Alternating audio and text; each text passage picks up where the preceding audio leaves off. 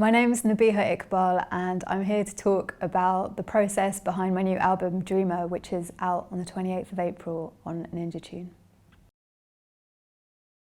Well, the story of this album is that I kind of had to start it twice because the first time round I was working on a bunch of tracks and then I had it basically nearly there and then lost everything in a studio burglary in 2020. So then I started again from scratch and I was actually in Pakistan during lockdown when it started. Basically, I ended up out there because my granddad was ill straight after the burglary happened in my studio, and then I was just there for 2 months and I didn't have any of my music equipment with me or anything, but my granddad was really encouraging me not to wallow in the fact that I'd lost all my work, and he was just like, you need to carry on. So I bought a guitar from a local music shop, and then that's all I had really. So it's really sort of back to basics, but then perhaps I think it worked as a really good approach for me to just focus on one thing. You know, it's like a very sort of distilled way of trying to write music or come up with ideas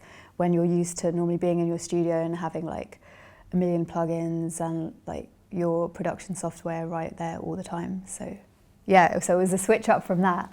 And then, yeah, my approach was just, it was just like first getting out of the depression of losing all my work, and then yeah, just kind of like messing around on guitar and trying to come up with different ideas. And I just was making voice note recordings on my phone. That's all I had. But then I got quite into that approach because it lets the ideas breathe in your mind for a bit rather than going straight into the studio and starting to record stuff and then building things up that way. It was more about like, okay, this is an idea, I'm going to play it over and over, I'm going to think about it, might change it. Nothing's concrete at the moment. And so, yeah, I ended up really sort of just sticking with that approach, came back and then just worked again with making really rough recordings using a Zoom on my phone or a loop pedal, and then working on guitar and harmonium, and then probably spent about a year almost a year just with the song ideas in my head before I sat down at my computer and started to record anything in. Well, I work on Ableton, so I was recording everything into there, like all the instruments, and with each track it works differently. You know, sometimes maybe I'll come up with the lyrics first and then think about, okay, what kind of music will suit this idea, this feeling, or otherwise start with like coming up with a drum beat, working on a drum machine, or just with the guitar or a synthesizer or whatever it is. So it's different every time, but for example, the opening track on the record, that starts with a harmonium recording that I made in Pakistan and then put through loads of effects, and then that track in Light, I came up with that just working on a loop pedal. And I guess you can hear that in the structure because it is a lot of different layers of guitar that build up and a lot of different vocal layers.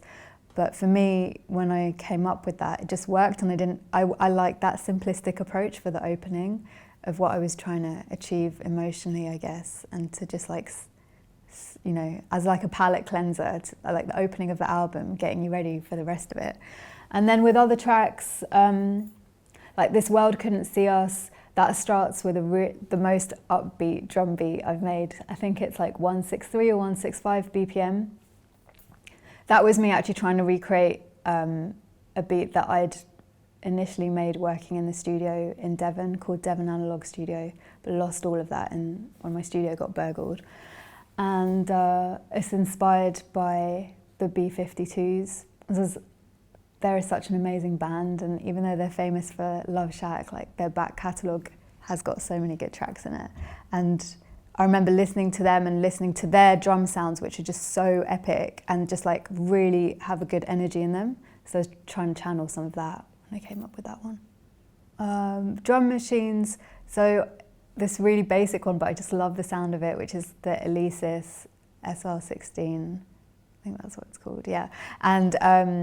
And then Korg Volca, which is like back there actually, that small one. That one features on a lot of the more dancey tracks. It's just easy to use. I really like the isolator as well. So, you know, when you're in the process of actually making the beat, I feel like it's quite, I like the the way that it's like intuitive and like tactile, and you can really play with the EQ to try and get a feel of like what a certain filter might do on the track, or, you know, this sort of journey of it. So I like that. And I use guitar rig a lot for effects, as well as just my normal like guitar pedal setup as well.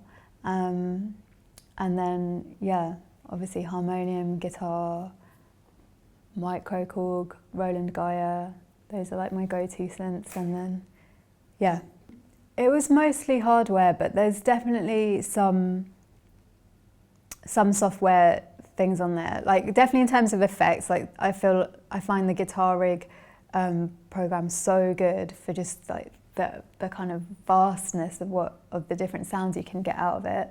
And I use some Native Instrument software synths as well. I didn't mix and master the album myself. Obviously, I made rough mixes to, you know, for the demos, but then for the actual official mixing, I worked with a mixing engineer called John Catlin, and he works at Battery Studios in Willesden. So it was actually my first time working with him, but it was really good. Yeah, just like I like to sit in on the sessions. I did that the last time round with the first album as well, because it's just good to actually be there to see how the tracks are evolving, and like how he carves out different sounds, you know, and where it takes the track. It's amazing, and it's just a learning process for me as well to like understand what the mixing engineer is doing. So yeah, that was good. I mean, we had to do it in quite a fast turnaround, so it was very intensive, all day, every day for maybe 10 days or something. And then after that, I got the record mastered at Metropolis Studios by John Davis, and he mastered my first album as well. And I wanted to work with him again because I really liked what he did the first time. And then he also cuts the lacquer. He's got a lathe in his studio, so he can cut the master straight onto an acetate that we can then listen to just check everything was all right, and then send it off to the pressing plant. So that was good. So like recording my vocals is always a bit of a rogue procedure, I think, because most of this album I made on like different artist residencies in the countryside, where I had a studio space but I didn't have like a purpose-built vocal booth or anything like that. So I definitely had to improvise a bit. But the mic I use is an Antelope condenser mic, and I've got like the Antelope and Antelope discrete interface, so they both work really well together. And to be honest, they're two bits of gear that I'm really happy I have, because the sound quality is amazing. But yeah, I mean, if I tell some stories about like recording the vocals, I feel like some sort of Puritan studio engineers will not be impressed. But you know what? It's all part. I actually much prefer recording vocals in a space that has a bit more character than just like a really dead vocal booth. But yeah, sometimes I was definitely working in spaces that were a bit difficult. For example, the vocals on This World Couldn't See Us, I'd recorded them, and then I remember it was like the last day of my residency in Suffolk, and the studio that I was in was actually, I think it's mainly for like a visual artist to work in, to be fair. I think it was originally a pottery studio, so it had this huge window and then slanting high ceiling, and it wasn't the best sound-wise, and it was very reverby for vocals. But anyway, on the last day, I figured out that I wasn't happy with my recording of those vocals for that track, so I had to redo them. So then I couldn't just record them on the mic because it was just, the sound was getting lost.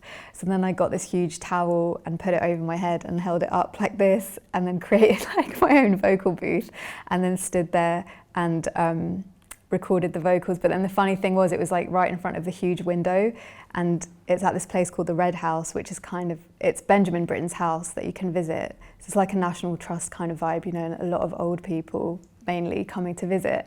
And then they were just all staring at me through the window, because they were probably wondering like, what is she doing? Because they couldn't hear anything. You could just see this girl through the glass, like holding up this massive towel around her.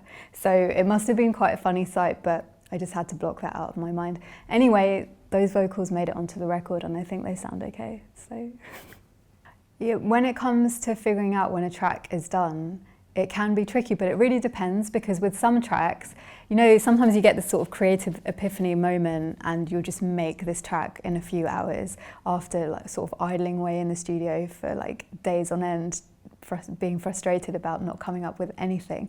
And then you suddenly just have this breakthrough moment. And then those tracks, for me, I think I normally find like the end quite easily because it just seems to come together. But then there's definitely other tracks where, it's difficult to know whether to stop or carry on, or if it's done or what needs to change. And when you're alone in the studio, then it's easy to kind of lose your point of reference when you're listening to the same thing over and over again. So if that happens, then I'll just take a break from it, or I will share it with someone. I mean, one of my best friends who I always used to send everything to in this process, because I really trusted her opinion, and like, you know, sometimes it's not easy to send works in progress out to people, but that was someone that I really, really trusted. But then sadly she passed away like during this whole process. And so after that, it felt really strange. I always thought about her like when I was working in the studio, because I was just always thinking, oh, I can't send this over for an opinion. Or, you know, like I missed those kind of back and forth conversations that we used to have about making music, because she'd share stuff with me as well. So yeah, it was strange actually, because it then made the whole process of making this music and thinking about where each track was going made me really think of her in that whole process a lot. Yeah.